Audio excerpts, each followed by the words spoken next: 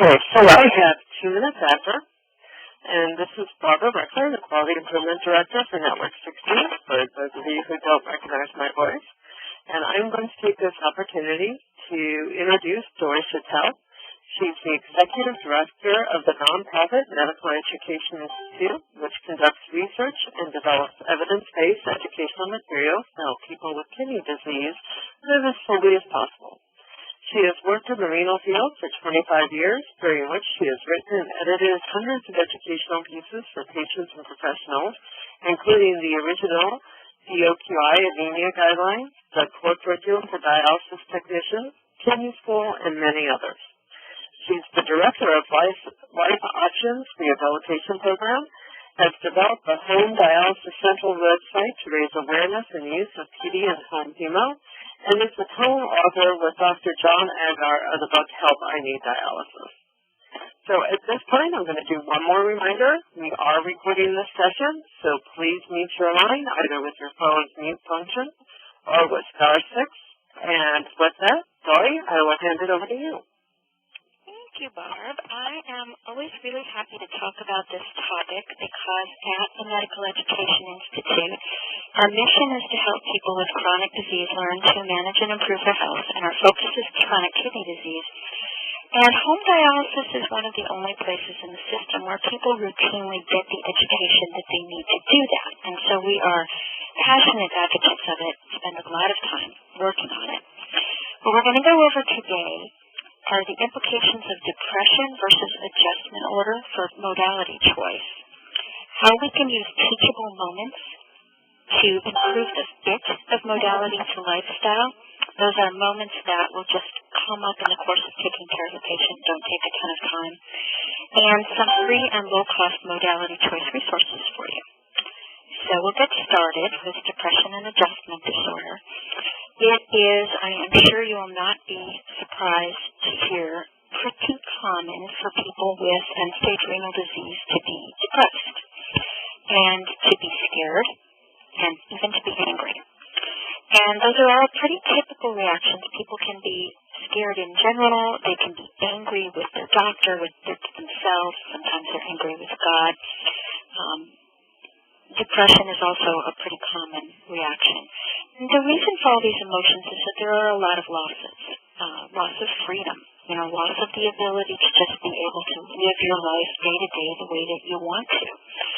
The loss of the ability to travel. It is certainly possible for people to travel on in-center hemo, and I know people who have traveled to Europe and various other places in the world, but it's a lot more difficult, and it's challenging partly because patients can be afraid to leave their home clinic where they know all of you and they trust you, and particularly if they don't put in their own meals, they're really worried about somebody else doing that. But also sometimes they make arrangements to travel and then those fall through at the last minute. Control of your time, which is related to freedom, but, it overlaps, but it's not exactly the same thing. The ability to keep a job is a common loss. Only, 24%, I think, of working age patients, and we're defining that in a very limited way as ages 18 to 55, when, most of us are still working at 65, and I don't know about you, but I'm planning on working until I'm 70.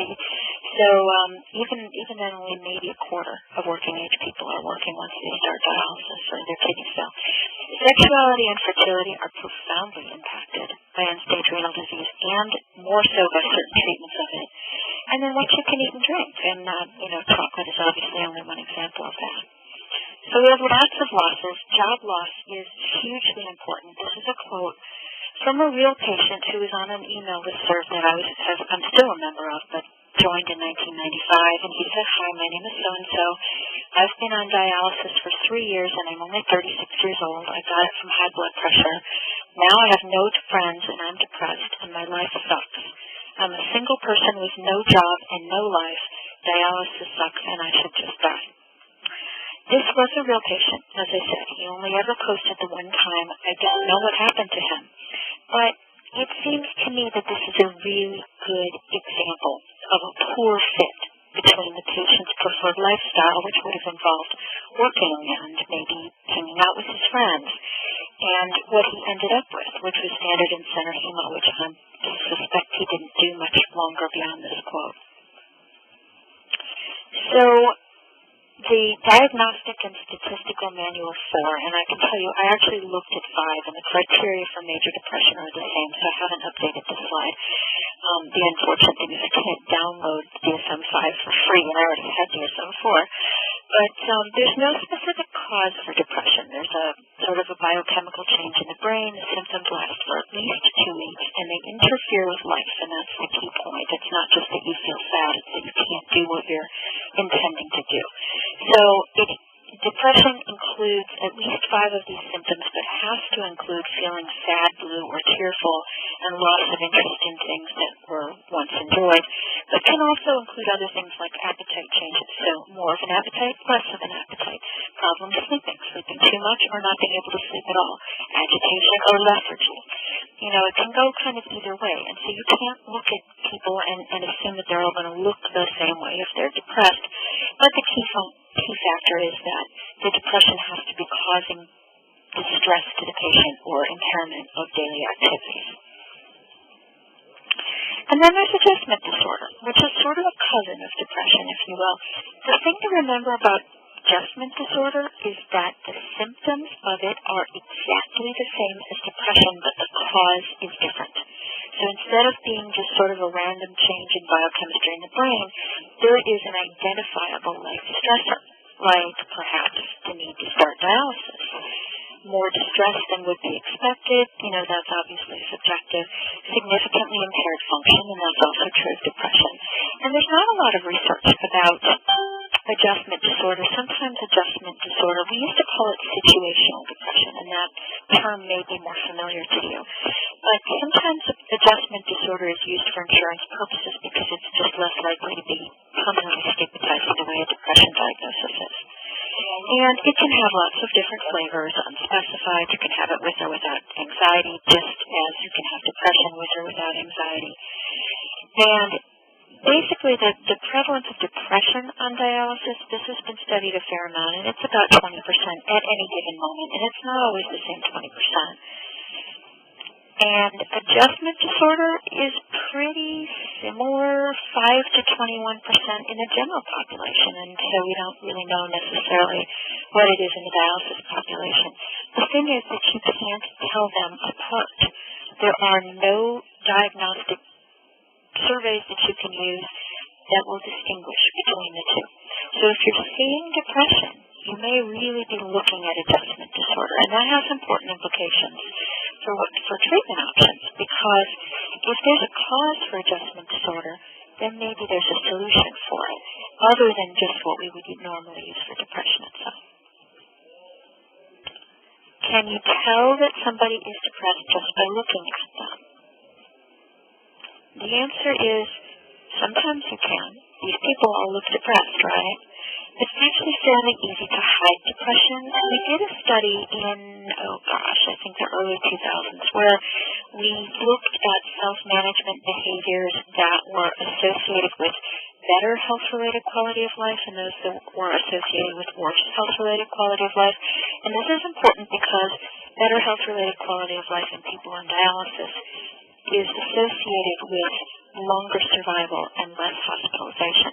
And what we found is that one of the things that predicted worse health-related quality of life, and therefore more likelihood of hospitalization and more likelihood of death, was pretending to be happy when you weren't really, putting on a smiling face at dialysis, because you'd figured out that the staff might take better care of you if you were one of the happy, shiny patients. The problem is that hiding depression can be lethal. So, can you tell by looking? The answer is no. You cannot tell by looking. If you have any suspicion of depression, it's really important to use a valid, reliable tool to assess it. So what does depression do to people on dialysis? It's a very dangerous comorbidity to have. It raises the rate of hospitalization and it raises the rate of death. And I don't think it's surprising that depressed people are much more likely to decide to stop dialysis. So depression can literally be fatal in that it may push people to make a choice that is fatal. And there is almost a threefold increase in the risk of death over a 5-year period in patients who are depressed versus patients who are not. So depression is really important for us to think about and deal with, and it's pretty common. And it isn't going to go away by itself. If it's not treated, 6 months later, depression is still there. So this isn't something that you can ignore and have it go away. What can we do for it? For depression, counseling and medication, antidepressants, specific ones that are usable in dialysis, can all be used. Exercise, moderate exercise can be helpful for mild to moderate depression. All of those things can help. For adjustment disorder, all of those things can help, but then there's one more option, which is, why don't we look at fixing what went wrong in the life, making the life look more like people think it would. Now, do I have any studies on this? I do not. I wish I did. It would be a very cool study. And if you all are into studies, please feel free to go out and study this, and I would be very happy to consult or whatever. But, you know, this is a tricky area to study. It just makes sense that if somebody has adjustment disorder because their life doesn't look like they expected it to on dialysis, that one way to address that may be to fix the life. So how do we fix the life? Well, we could improve the fit of modality to what patients want their lives to look like. So that would involve using home or self-care options, or possibly Vincent or nocturnal, which we at MEI consider to be a home option, even though it isn't done at home. That's because we weren't about to name our home dialysis central website home and or more frequent or longer dialysis. It just wasn't as catchy. But the idea is more dialysis is better, and dialysis that doesn't take time out of the day may be better. So these are all folks doing home dialysis or self-care in center. PD is obviously also a home therapy, and we will talk about that more. So depression and home therapies, there are several studies about this, and depression does still happen at home. It just doesn't happen quite as much. So on continuous ambulatory PD, the rate of depression, 45 patients out of 145, was actually pretty close to standard hemo at 52. But automated PD was quite a bit less, and so was home hemo. This study corresponds to another study of health-related quality of life in peritoneal dialysis that found that it was health-related quality of life is much better among folks who used a cycler. And the likelihood is because they're not reminded of their treatment all day long. On the other hand, I know patients who hated the cycler and love doing APD, so as they say, your mileage will vary. So more depression in CAPD, again, this is a second study, CAPD than standard hemo. I'm sorry, this is all the same study, I lied. So yeah, you can see that CAPD and standard hemo had reasonably comparable levels of depression. Automated PD had quite a bit less, and then home hemo much, much less. So this is the percents versus the numbers. And then most of the variance was explained by the modality and how disruptive the treatment was perceived as. That's why I'm suggesting that the CAPD, which you have to generally do 4 times a day, is something that's just going to be more disruptive. And then beliefs, patients' beliefs about control. Hope is critically important to people who have any chronic disease, any fatal without treatment chronic disease. And we really do believe that it's as important as oxygen, and this is another understudied area. There's really only one study that I've been able to find. And it's not a very big study. This is Billington, and they studied just 103 patients. But what they found is exactly what you might expect, which is people who were more hopeful were less anxious, and they were less depressed. Remember, if you're depressed, you've got a 3-fold increase in your risk of death over a 5-year period, so that's a big deal. They didn't feel as burdened by kidney disease, and they had better mental functioning. And better mental functioning is really important finding here because mental functioning is part of health-related quality of life, which predicts morbidity and mortality. So better mental functioning predicts lower hospitalization and death. And what that says is hope is a life and death aspect. It's important to be able to stay hopeful. So how can you help with all of this? first of all, you can learn about the home modalities yourself so that you know more about them and what to tell people. Here's just to compare with the home therapies, this is what happens in the body with standard in-center hemo, where there are big ups and downs in the water and the waste. And let's say that the treatments are on Mondays, Wednesdays, and Fridays. And what that means, that there are no treatments at all on Tuesday, Thursday, Saturday, or Sunday. So what that means is that on Monday, or let's say on Wednesday, you come in as a patient and remove 45 hours worth of water and waste in 3.5 hours.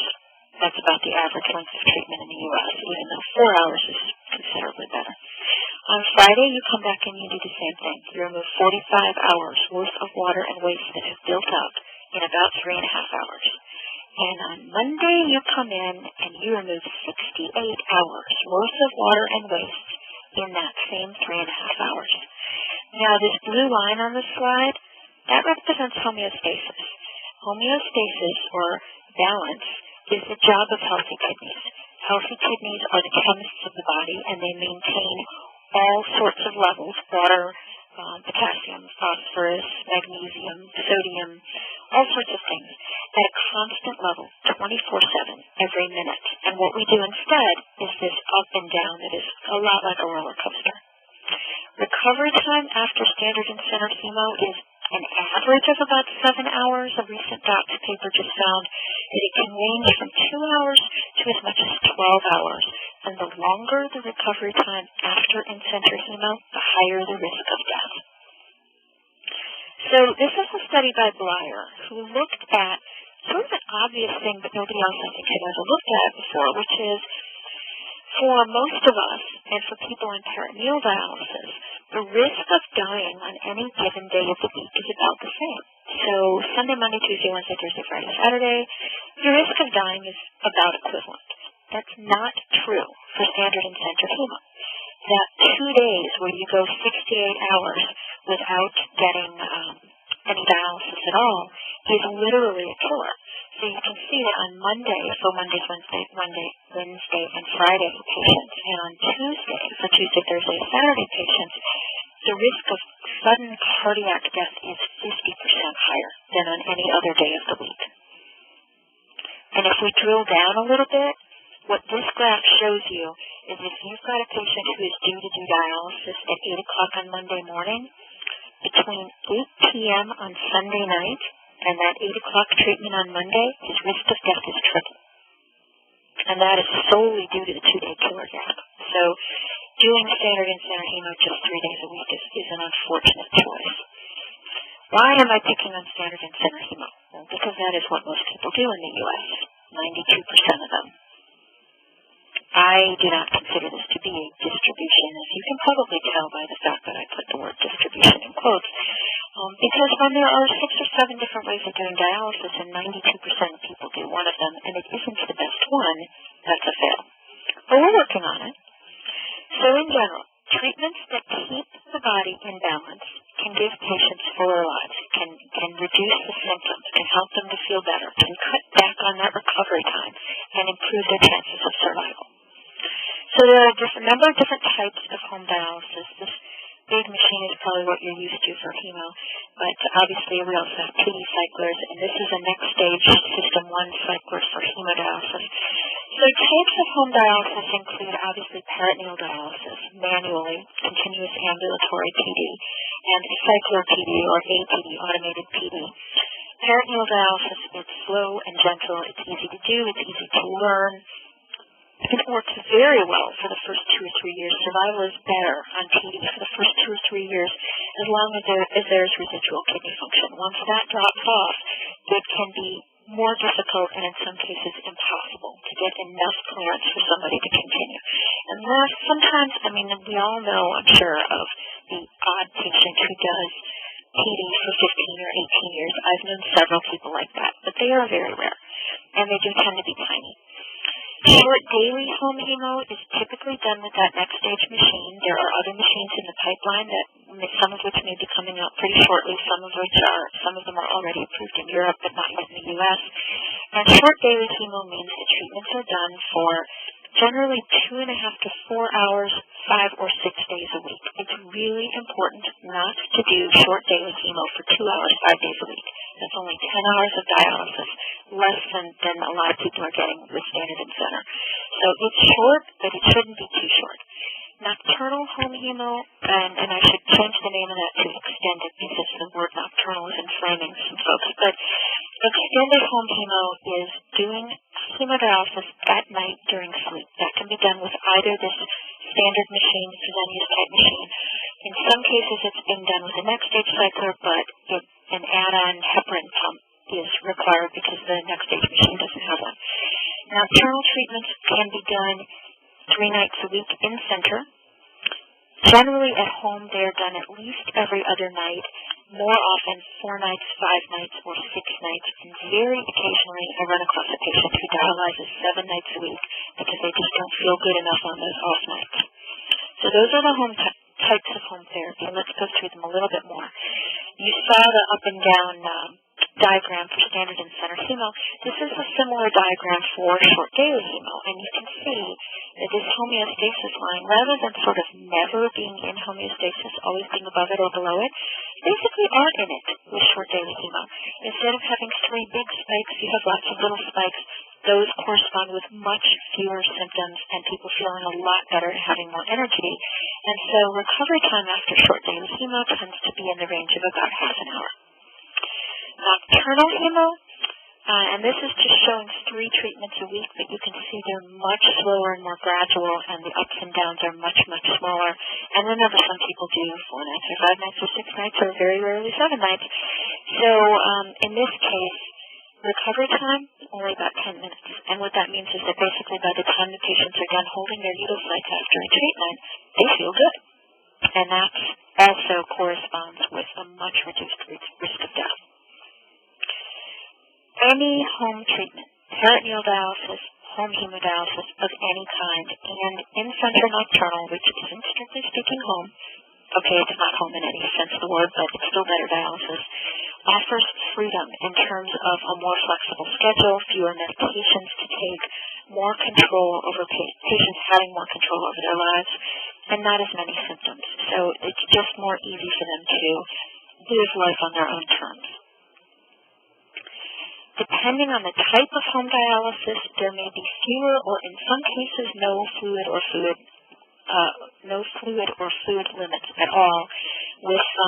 Even with TB, I know I've known of a lot of patients who say that they don't have any limits because they're able to make the TB work. Obviously, as residual renal function declines, and they have to start using the heavier duty bags, they probably will run into some limits. But generally, there is a lot more freedom, and people can eat more of what they want. Sleep can also be improved with both PD, this TANG study is, I think, cyclo-PD, and nocturnal hemo. Home treatments can make it easier to travel because you can take them along. Now, peritoneal dialysis cyclers, you can take those on an airplane and put that cycler in the overhead bin. All home dialysis equipment that is able to be traveled with, which is to say a PD cycler, manual PD, or a next stage machine, they travel as critical medical equipment on airplanes for free. Airplanes are required to take them for free. The FAA has actually issued a ruling to this effect. We have an article on our Home Dialysis Central website about flying with a PD cycler or a next stage machine that lists out the ruling. So it's just easier to travel when you can bring the machine with you, and you can see in this picture we have a fellow who is doing home hemo in an RV. We've got Bill Peckham, if you know him, and I'm sure some of you do since some of you are from Seattle, who is dialyzing on a boat, and then Harvey Wells, who's since had a transplant, dialyzing out by the ocean. Home treatments are all more work-friendly than standard and center hemo. They don't take time out of the workday. They are more flexible to schedule around, they allow more energy and better sleep, and it's easier to travel, it's easier to work. So any dialysis other than standard and center hemo is more work-friendly. Sex lives seem to be improved by more hemo, and there's a tiny little study that was done by Satellite Dialysis. They didn't even publish it, but it's very cute, so I will tell you about it, which is to say they had I think it was 12 patients who started out with standard and center hemo, then they did short daily hemo, and then they did nocturnal hemo. And at each stage, they asked these folks, on a scale of 1 to 10, where 1 is low, how's your sex life? And on standard and center hemo, the rating was about an average of about 1.6. And on short daily, it was about 4.2. Or no, it was 4.6. And on nocturnal, it was 9.2. And the staff were joking that they should try it themselves. So there's not a lot of data about this. We do know that folks who get transplanted tend to have better sexual function. It makes sense that the more renal replacement you get, the more sexual function may normalize. That's not to say that it will reach the same normal that it was before ESRD. And survival with more hemodialysis, and that's in particular with nocturnal hemodialysis, is comparable to deceased donor transplant. Are we ever going to have a randomized controlled trial to prove that? No, not any more than we are ever going to have a randomized controlled trial to prove that transplant is better than dialysis, because we can't randomly assign people to get transplanted versus getting dialysis. So we have to rely on studies that match similar people with, doing home therapies with folks who are in the USRDS, and each of these studies has found a major survival advantage. The survival advantage for short daily hemo is about 13%, and for nocturnal, the 5-year survival, as I said, is pretty comparable to deceased donor transplant. Medicare, this is just one more advantage of home therapies. Folks who start training for home therapy before the first day of their 4th month of treatment get Medicare immediately as of their first day of their 1st month of treatment, and that can save them tens of thousands of dollars. So what we don't want to be saying to patients when we talk about home therapies is we don't want to say, oh, you can't go home. I would miss you so much. You're my favorite patient. That's very manipulative. It may be true, but it's not a kind thing to say to a patient. And I can think of at least one patient right now who is not going home even though he's in his 30s and he's miserable in center because he's the favorite patient in that clinic. And he feels it and he enjoys that, and it's keeping him from making a choice that might fit his life better. We don't want to threaten people with infections if they do PD. The reality is the chance of getting the